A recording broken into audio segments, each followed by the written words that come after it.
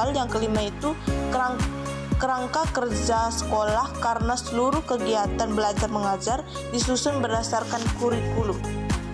Kurikulum juga memiliki komponen. Komponen kurikulum terdiri dari 1. Tujuan pendidikan, 2. Isi atau materi pembelajaran, 3. Proses atau strategi pembelajaran, 4. Evaluasi atau penilaian, 5. Media dan sumber belajar, 6. Peserta didik, 7. Pendidik atau guru, 8. Lingkungan belajar. Berikut adalah tantangan dalam pengembangan kurikulum. Yang pertama itu perubahan sosial dan teknologi yang cepat. Yang kedua itu kesenjangan antara perencanaan dan pelaksanaan. Yang ketiga itu kualitas dan kesiapan guru. Yang keempat itu minimnya partisipasi daerah dan sekolah. Yang kelima itu keterbatasan sarana dan prasarana. Yang keenam itu tantangan evaluasi dan penilaian. Yang ketujuh itu politik pendidikan dan pergantian kebijakan.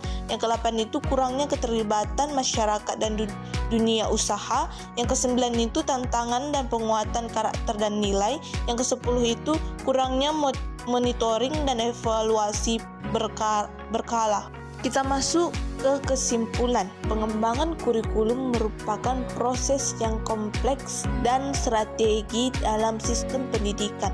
Meskipun kurikulum dirancang untuk meningkatkan kualitas pembelajaran dalam mempersiapkan peserta didik menghadapi tantangan zaman, dalam praktiknya masih dihadapi pada berbagai tantangan serius. Tantangan tersebut meliputi ketidaksesuaian antara perencanaan dan pelaksanaan, keterbatasan sarana dan prasarana, rendahnya kesiapan guru, perubahan teknologi yang cepat, serta pengaruh politik pendidikan yang tidak stabil.